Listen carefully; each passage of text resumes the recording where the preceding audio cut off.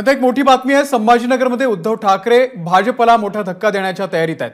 8 नगरसेवकांसह अनेक पदाधिकारी भाजप सोडणार असल्याचं बोललं जात आहे। 7 तारखेला 18 जणांचा पक्षप्रवेश होणार आहे। मंत्री अतुल सावे यांना सुद्धा हा मोठा धक्का मानला जातोय।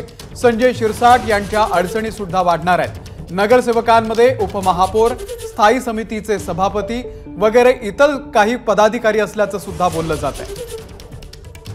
कृष्णा केंडे आपले प्रतिनिधी या संदर्भातले अपडेट देतील। कृष्णा,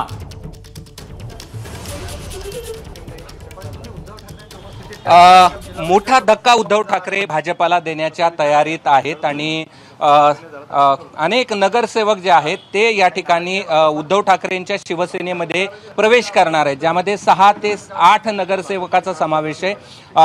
युवा अध्यक्षाचा समावेश आहे, पंचायत समिती सदस्य असतील, जिल्हा परिषदेचे सदस्य असतील, या सगळ्यांचा समावेश आहे। आपल्यासोबत हे राजू शिंदे आहेत आणि अन्य एक नगरसेवक आहेत। यांच्या नेतृत्वामध्ये हा सगळा प्रवेश या ठिकाणी केला जाणार आहे आणि खरं तर हा खूप मोठा धक्का आहे जो अतुल सावे मंत्री यांना देखील आहे आणि संजय शिरसाटला देखील हा मोठा धक्का आहे, कारण की संजय शिरसाटांच्या विरोधातच या ठिकाणी राजू शिंदे यांनी गत विधानसभेला निवडणूक लढवली होती आणि ते दुसऱ्या क्रमांकावरती होते।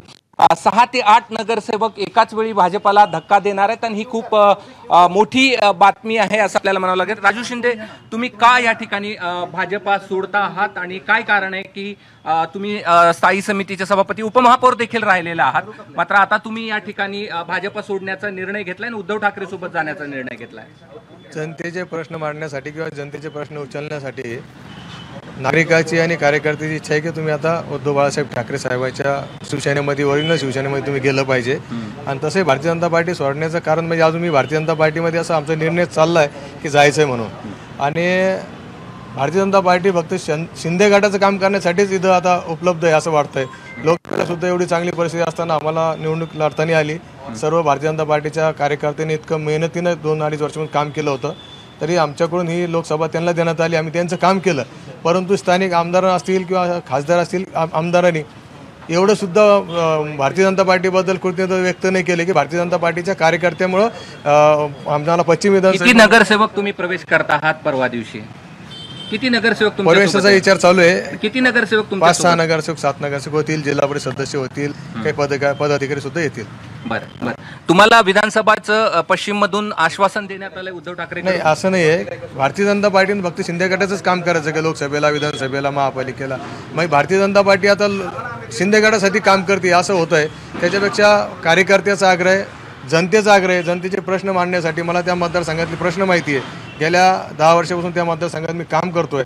अनेक प्रश्न त्या मतदारसंघामध्ये आणि त्यांना स्थानिक आमदार पाहिजे, त्यांना मुंबईला राहणार आमदार नाही पाहिजे। पण या सगळ्या गोष्टीचं नागरिकातून मागणी की तुम्ही यावेळेस उद्धव साहेबांच्या शिवसेनेमध्ये गेलं पाहिजे, जी खरी शिवसेना आहे त्याच्यात गेलं पाहिजे, असा आमचा विचार चालला सर्व नगरसेवकाचा आणि पदाधिकाऱ्याचा। आज उद्यामध्ये आम्ही ते निर्णय 7 तारखेला प्रवेश करताय तसं चाललंय निर्णय, अजून झाला नाही, अजून मी भारतीय जनता पार्टीमध्येच आहे। ठीक आहे, काय अडचणी आहेत भाजपमध्ये राहण्याच्या? आमची एकच अशी अडचण आहे का बाबा आपल्या शहराला एक चांगला आमदार मिळावा आणि शहरामध्ये 24 घंटे उपलब्ध असणारा आमदार मिळावा।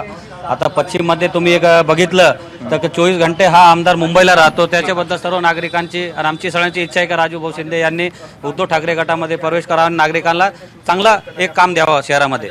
निश्चित आपण पाहतोय की हा खूप मोठा धक्का आहे भाजपाला की मोठ्या प्रमाणावरती माजी नगरसेवक उद्धव ठाकरे यांच्यासोबत जात आहेत आणि हा खरा धक्का अतुल सावे यांना आहे, कारण की त्यांच्या विधानसभा मतदारसंघात हे सगळे नगरसेवक आहेत आणि हे उभा राहणार आहेत। म्हणजे राजू शिंदे जे उभा राहणार आहेत ते पश्चिम मधून, जिथं संजय शिरसाटांना मोठा धक्का या ठिकाणी मानला जातोय।